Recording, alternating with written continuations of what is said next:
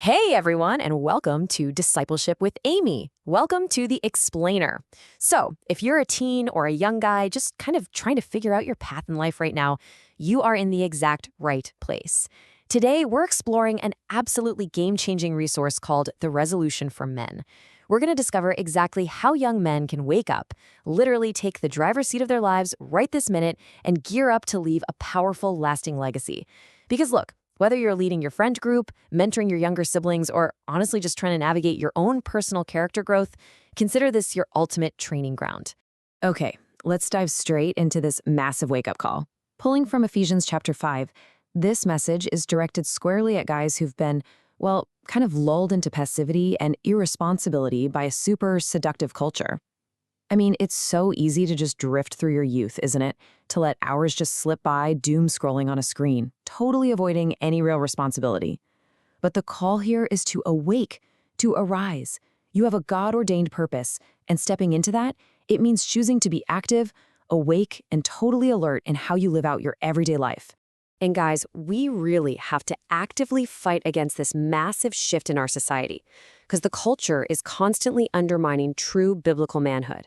Decades ago, media portrayed fathers and men as, strong, honorable, and heroic.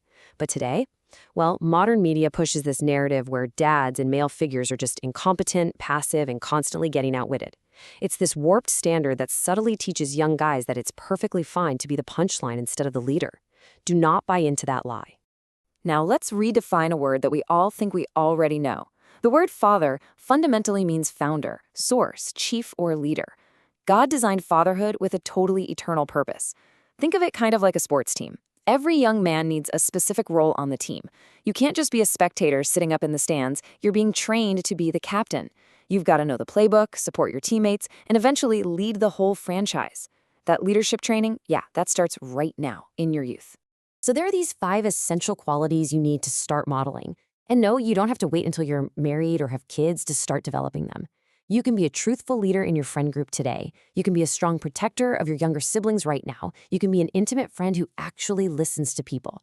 You see, you're introducing the next generation to these exact qualities: a loving provider, a respectable authority, by how you choose to live today. Right now, I want you to just take a quick reflective pause. I want you to evaluate your own character growth by honestly answering a really tough question. How well are you representing your Heavenly Father? When your friends or your family look at you, do they see a reflection of God's love and responsibility, or do they just see someone living entirely for themselves? It's a heavy question, I know, but man, it's absolutely the first step to true maturity. Let's look at how this builds into just an incredible opportunity.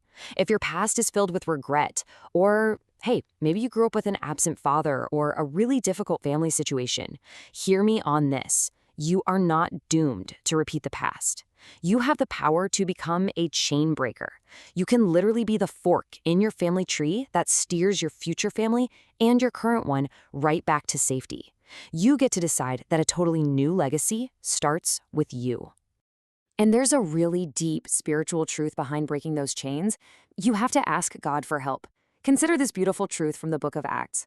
God purposefully determined the exact time and the exact place you were born so that you would seek him. Seriously, you're not an accident. God placed you in your specific family with your specific siblings for a massive reason. To build that new legacy, you have to resolve to live with absolute honor.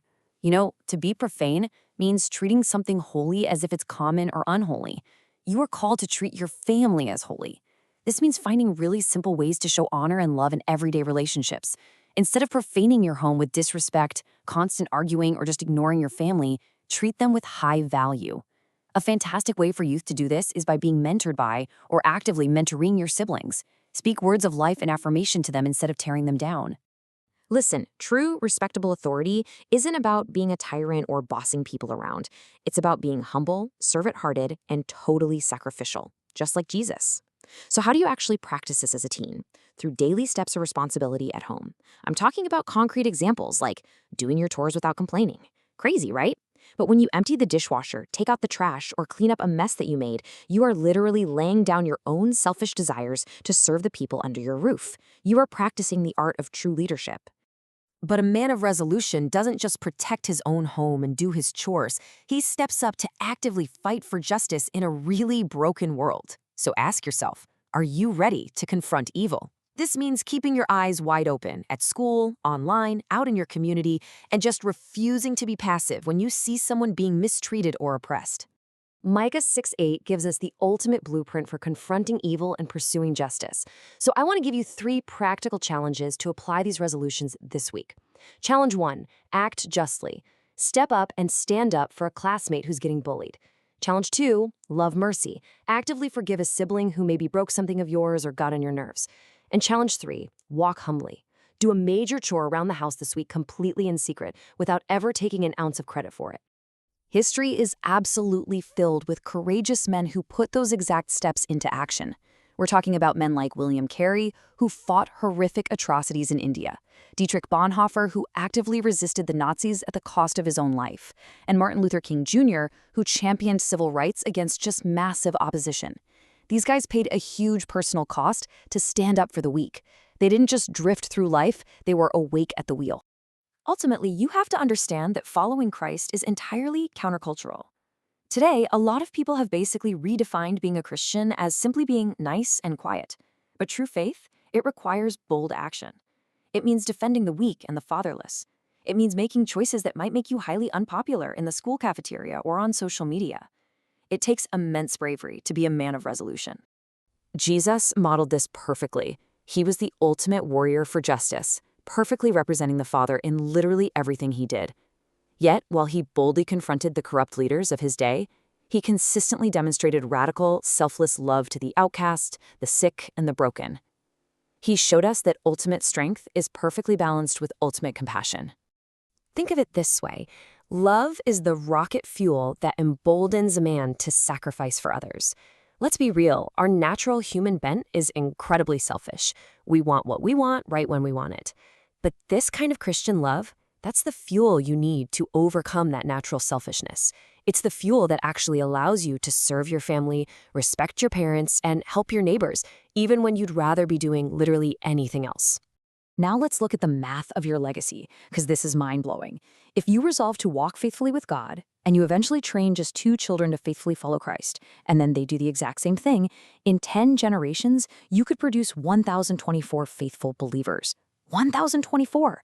Your daily choices today, your character, your honor, your responsibility, are planting seeds that will literally echo through centuries. So, as you step into the driver's seat of your life today, I'm calling you to also walk with the Lord. Ask yourself, what kind of legacy are you building right now? Are you truly ready to walk with honor? When the Master returns, will you be found faithful? Thank you for watching. Subscribe to Discipleship with Amy, like and share.